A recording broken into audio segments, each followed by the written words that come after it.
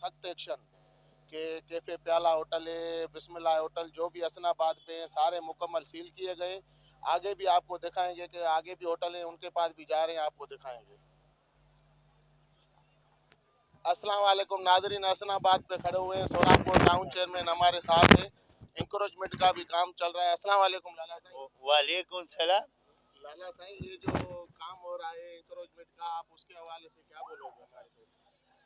बिस्मिल्लाहिर्रहमानिर्रहीम। आपको पता है जो शहर में कहीं पर गलत जो है वो रास्ते को रोकते हैं, होटल वाले बाहर रोड फुटपाथों पे चीज़ें लगाते हैं, तो जाहिर बात है वो होटल बंद जो है हम लगे होते हैं उसको बंद कराने के लिए बार बार चीज़ें उठाते हैं, तो उनसे ये बाज नहीं आ रहे हैं। तो इस वक्त में कुछ होटल जो है वो सील करने के लिए निकले हुए हैं। ये था भाई सोलापुर टाउन चेयरमैन लाला अब्दुल रहीम भाई ने अपना मौक़िफ़ दिया कि माशाल्लाह देखो कि हसनाबाद को जंगल को मंगल बना दिया। ये है लाला हमारा सोलापुर टाउन चेयरमैन जिंदाबाद।